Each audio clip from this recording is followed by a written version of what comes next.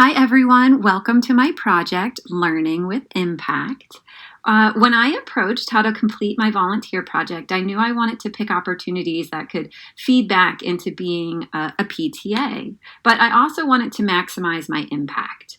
And, we all knew that we had to do this presentation. And so when I was thinking about also having to complete this at the end of the program, I wanted to have a point of view. So that's when I immediately thought of Urie Bronfenbrenner. Bronfenbrenner's ecological systems theory of human development was my inspiration for how to decide where to volunteer. Bronfenbrenner recognized that human development was impacted by many layers of society, even including the time period in which we live. But even more importantly, Bronfenbrenner's work emphasized that development was a bidirectional process. The world we live in impacts our development, but people's development also can impact the world.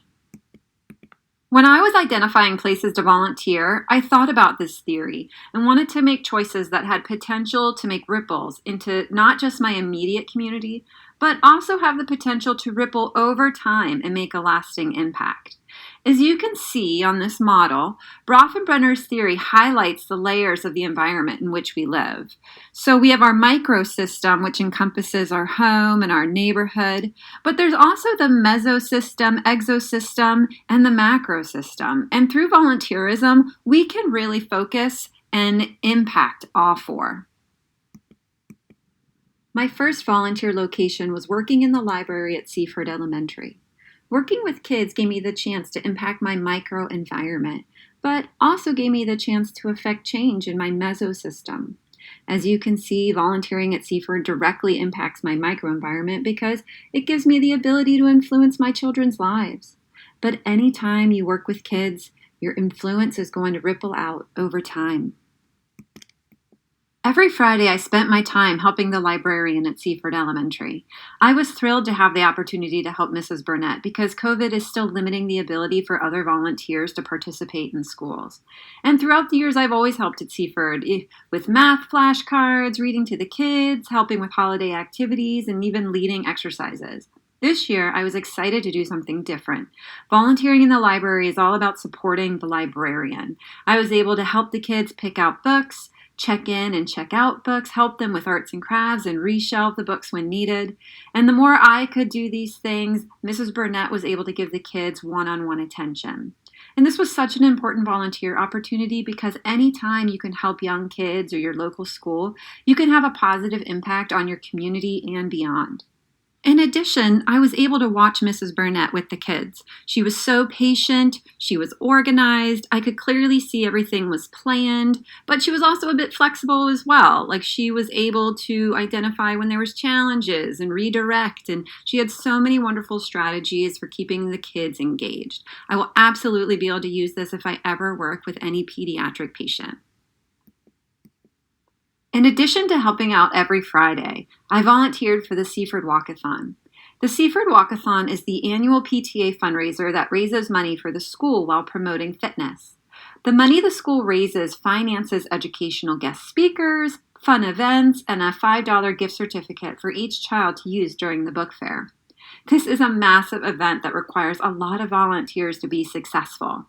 It's such a neat event every year because the kids really get into it. The kids ask sponsors to donate money per lap, and they are really motivated by that per lap goal. As a student PTA, it was neat to watch how hard they worked because of that motivation. Running in a circle could potentially be very boring, but because they were motivated, and because their principal was running along as a big giant pumpkin, and because they had parents and teachers supporting them on the sidelines, the kids stayed engaged for 40 minutes. It was a great lesson for me to watch how they responded to their goals when the activity was fun and goal-oriented. I think as PTAs, we can use this lesson with kids, but also with adults. I'm sure PT can feel daunting sometimes, and a part of our job is to find what motivates. I also think it's important to encourage people at a young age to set goals. As young students grow into adults, they will carry goal setting out into the world. I think we can teach kids these important lessons through volunteerism, and as a result, impact our community now and into the future. I also volunteered right here on campus. I was thrilled to be able to support Mrs. Reddington and contribute to the Riverside social media platform. To refer back to Brofenbrenner's terms, I was thankful to volunteer in my immediate microsystem. Riverside impacts my life every day. I jumped at the chance to give back to a community that has given me so much. When I was interviewed, I emphasized that I feel safe and supported here at Riverside College of Health Careers. Sending out that message via social media will help encourage other students to enroll at Riverside, thus impacting my community beyond the microsystem and into the exosystem. In addition, anytime you can speak in front of other people, you are building skills you will need as a PTA. Our job relies so much on communication, and it's so important to communicate clearly because if a client or a patient misunderstands you or if you misspeak, it could potentially impact their outcomes. So I absolutely gain skills on how to better communicate with people that I will be able to use as a PTA. Finally, I volunteered at York Minster Presbyterian Church leading a group fitness class. Fitness and Fellowship is a program I started a few years ago to promote health, well-being, and togetherness. My workouts focus on building balance, preventing falls, improving cardiovascular endurance, and generally creating an opportunity for togetherness through fitness. At the end of each workout, we discuss a Bible verse or a quote, which then gives us the chance to focus on our internal selves in addition to our external selves. My members are primarily retired baby boomers. I love being able to influence and motivate individuals who are experiencing the later stages of the lifespan. We focus on balance, fall prevention, strength, and endurance. And as you can see, I incorporate the BOSU as well as step training. But most importantly, I like to make things fun. I often set up games such as hopscotch or basketball dribbles, which keeps the exercises and the workouts just so motivating and enjoyable. For me, participating in my community is a way to keep the ripples of positivity continually flowing. I help out a student in the library who then goes home to help out their parents. Or I motivate a member of my fitness and fellowship class, and then they go out and help out at the local food pantry.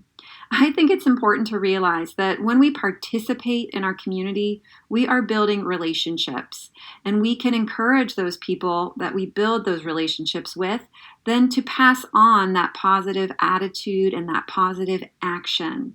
It's important to realize that our small actions have the ability to ripple throughout not just our microsystems, but out into the exosystems and then into the macrosystems. Margaret Mead is famously quoted as saying, "Never doubt that a small group of thoughtful, committed citizens can change the world. Indeed, it is the only thing that ever has." I like to think our volunteer hours all put positive energy into the world, and we were able to use this time to learn with impact.